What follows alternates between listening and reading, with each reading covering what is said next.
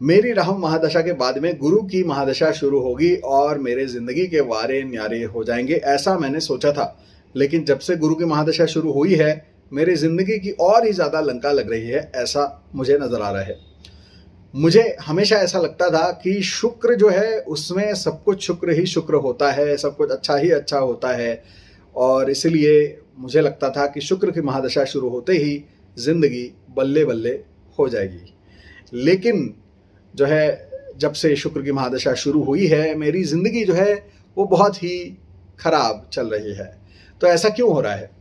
तो इसके पीछे सबसे बड़ा कारण ये है कि हम बहुत ज़्यादा ऑब्सेस करते हैं प्लैनेट के पोजीशन को लेकर, कि ये प्लैनेट इस घर में बैठा है, फला राशि में बैठा है, उच्च बैठा है, नीच बैठा है, इसके साथ बैठा है, उसके साथ बैठा है, ये दृष्टि कर रहा है, वो दृष्टि कर रहा है। हम इस पे ज़्यादा ऑब्सेस करते हैं। लेकिन ये तो सारे पोजीशंस हैं। असल जो गेम है वो है ये समझना कि उस ग्रह की तासीर क्या है। उस ग्रह की तासीर से मतलब है कि उसका इंटेंशन क्या है आपके प्रति। अगर आपको ये समझ में आ गया तभी आप फलित बता पाएंगे उस ग्रह का, अन्यथा आप गोल गोल चक्कर काटते रह जाएंगे कुंडली में, लेकिन समझ में नहीं आएगा कि ये ग्रह कैसा फल देने वाला है। ठीक है, अब इसके दो तरीके हैं पता करने के। एक तो हम केपी एस्ट्रोलॉजी में जाते हैं, जहां पर हम देखते हैं कि हम ग्रह की, नक्षत्र, सब लॉर्ड, सब कुछ देख लेते हैं और बहुत डीप में जाते हैं। लेकिन वो यहाँ पर बता पाना मुश्किल भी है, और मैं बता भी दूंगा तो आप कंफ्यूज हो जाएंगे। तो आज ऐसी भाषा में बताऊंगा और ऐसा कुछ बताऊंगा जो बहुत ही सरल है, और आपको पता चल जाएगा कि कैसे बाइफरकेट करना है प्लैनेट्स को और उनकी तासीर को समझना है। ग्रहों का नाड़ी परीक्षण कैसे करना है वो आज आपको समझ में आ जाएगा।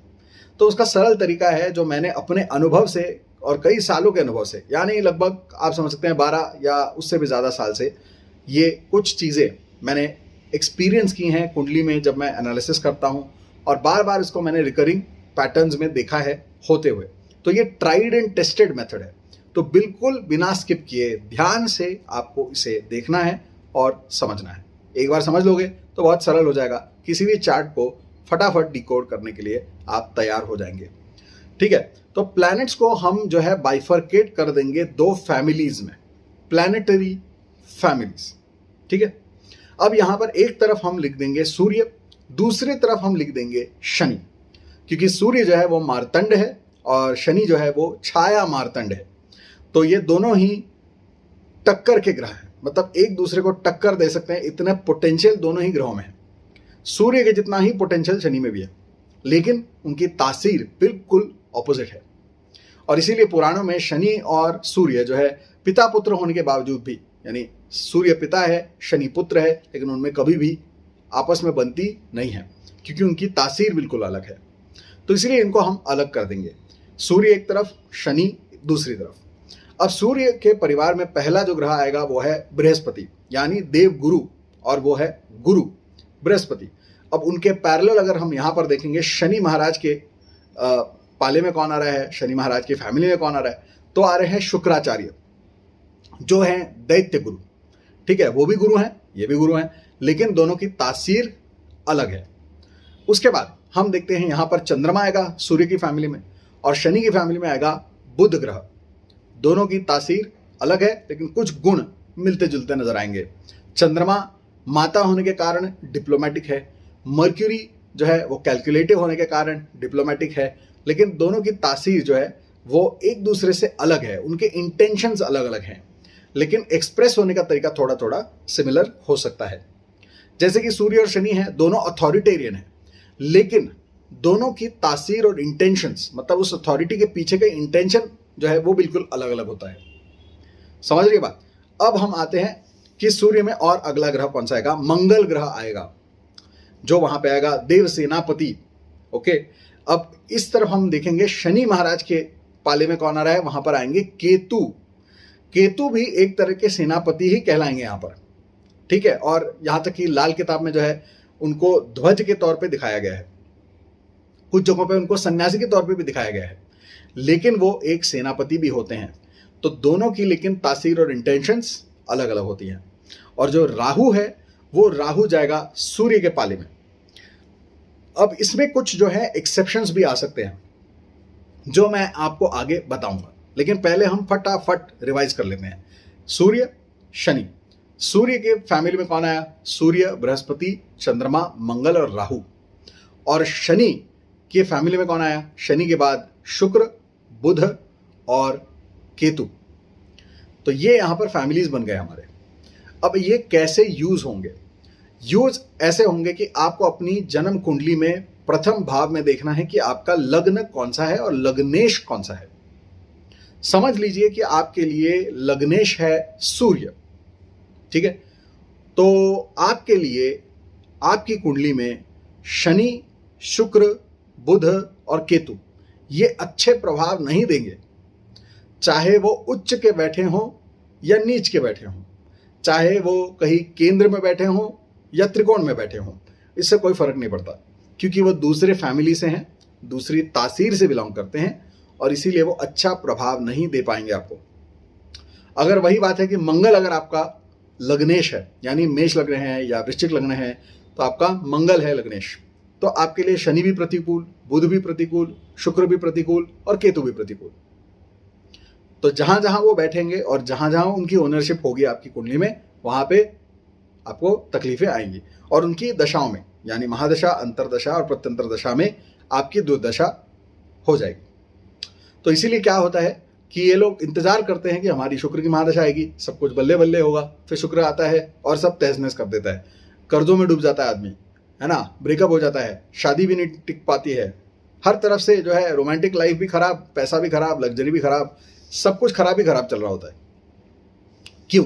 क्योंकि मंगल जो है आपका एक परिवार से है और शुक्र जो है वो दूसरे परिवार से है, दोनों में मेल नहीं बैठता है और इसके कारण आपको खराब प्रभाव मिलते हैं। वही चीज दूसरी तरफ है, अगर आपका लग्न या लग्नेश शनि है या शनि के परिवार से कोई भी है, तो आप देखेंगे कि आपके लिए आपके कुंडली में सूर्य, बृहस्पति, मंगल और चंद्रमा ये अच्छे प्रभाव नहीं देंगे, बिल्कुल भी अच्छे प्रभाव नहीं देंगे। हालांकि आपने पढ़ा होगा कि चंद्रमा जो है वो सबसे नोबल प्लैनेट है, सबकी माँ है और इसलिए किसी के साथ बुरा व्यवहार नहीं करता।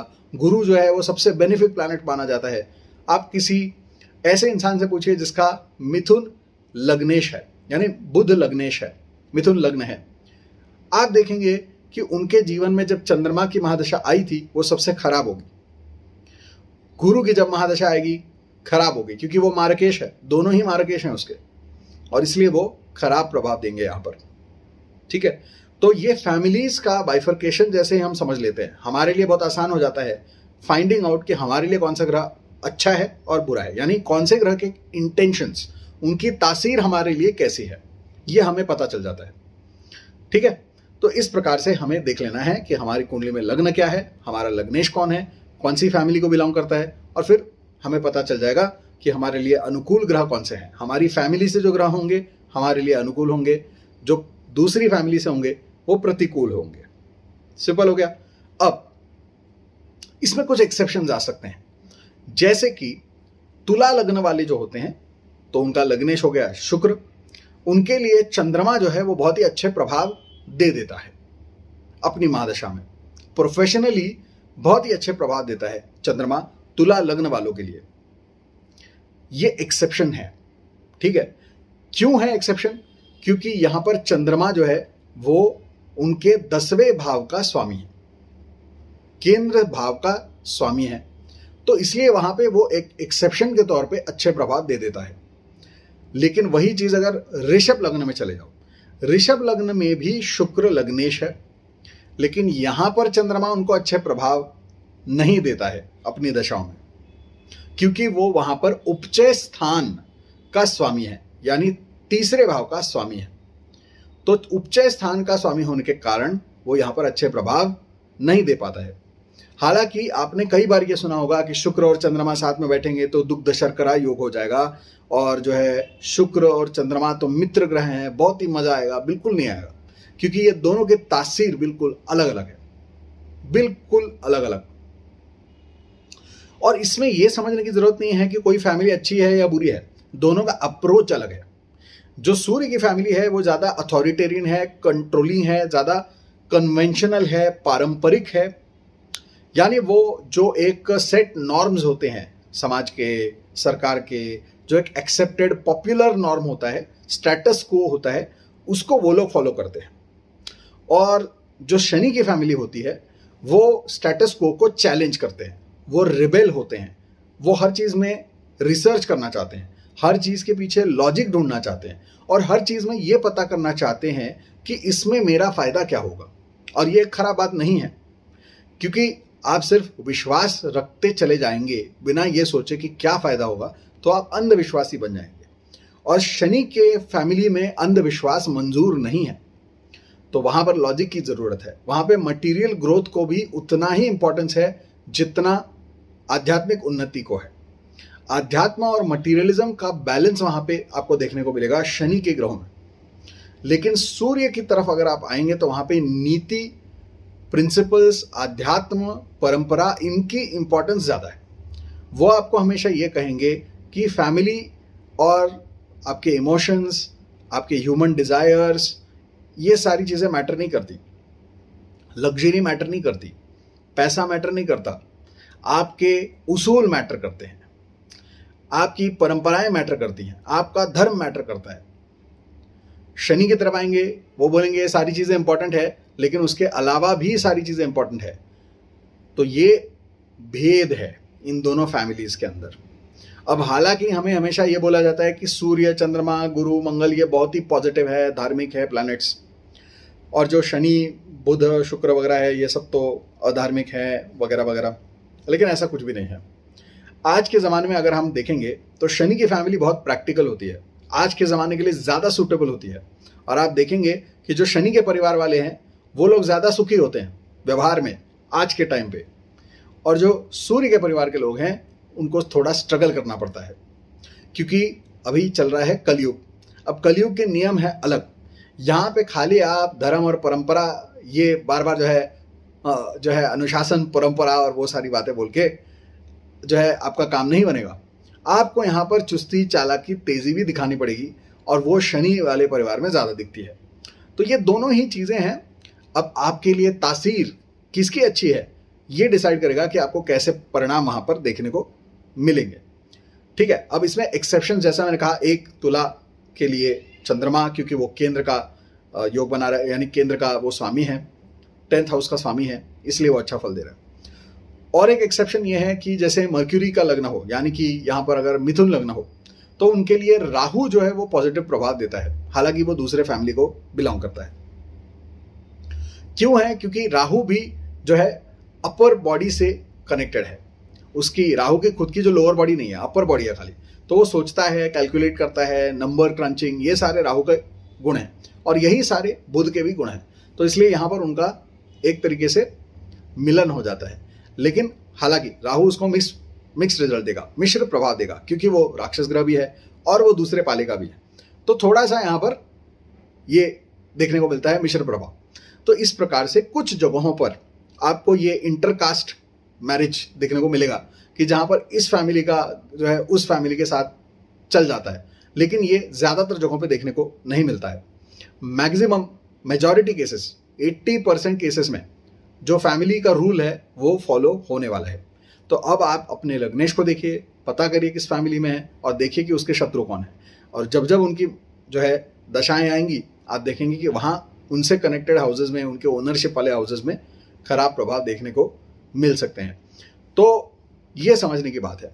अब एक्सेप्शंस देखते समय क्या उसमें क्राइटेरिया होता है, वो ये होता है कि जब ग्रह केंद्र का स्वामी होता है तो यूजुअली वो पॉजिटिव रिजल्ट्स देता है। केंद्र का स्वामी यानी 1st house, 4th house, 7th house और 10th हाउस का अगर स्वामी हो तो वो ग्रह दूसरे फैमिली का होकर भी थोड़ा बहुत अच्छे प्रभाव दे देता है। और वही अगर उपचय स्थानों का हो, उपचय स्थान यानी 3, 6, 9 और 12, इसका अगर स्वामी हो तो फिर वो यहाँ पर अच्छे प्रभाव नहीं देता। ठीक है, तो यहाँ पर ये चीज़ों का आपको ध्यान रखना है, और उस प्रकार से आप देख सकते हैं बड़े सरलता के साथ कि आपके लिए कौन सा ग्रह अच्छा है और कौन सा बुरा है। अब जो ग्रह आपके लिए अच्छे हैं उनकी देवताओं का जाप करना, उनका पूजा पाठ करना, ये आपको बहुत ज़्यादा अनुकूल प्रभाव उसका बढ़ा के देगा। उसके जेमस्टोन पहनेंगे तो उसका आपको और ज़्यादा अच्छा प्रभाव आएगा। लेकिन अगर आप विपरीत ग्रहों के बारे में सोचेंगे तो उनके अगर आप जेमस्टोन पहनेंगे, उनकी पूजा पाठ करेंगे, उनके देवताओं की पूजा पाठ करेंगे, दर्शन करेंगे, तो आपको नुकसान होना शुरू हो जाएगा, क्योंकि वो दूसरे फैमिली के हैं। तो जो दूसरे फैमिली के हैं उनसे हमें ज़्यादा कुछ लेना देना नहीं है, उनसे लड़ाई करनी नहीं हमको। हमको हमारी फैमिली के ग्रहों को पहचानना है, उनके देवताओं को फाइंड आउट करना है, और उनके देवताओं की जितनी भी पूजा पाठ उपासना है, जेमस्टोन है, सब कुछ हमें अपने पास रखना है, ताकि हमारी फैमिली मजबूत हो। हमारी फैमिली मजबूत होगी तो हम शत्रु की फैमिली को मुक्का मार सकते हैं, अन्यथा हम कमजोर पड़ जाएंगे। तो यही है आज का वीडियो। उम्मीद करता हूं आपको पसंद आया होगा, इंटरेस्टिंग लगा होगा। अपने चार्ट को देखिए, अपने परिवार वालों के, दोस्तों के चार्ट देखिए, और ऐसे ही वीडियोस देखने के लिए इस चैनल को सब्सक्राइब करिए, बेल आइकन को प्रेस करिए, ज़्यादा से ज़्यादा इस वीडियो को शेयर करिए। थैंक्स फॉर वॉचिंग एंड मिलते हैं अगले वीडियो में। May God bless you all.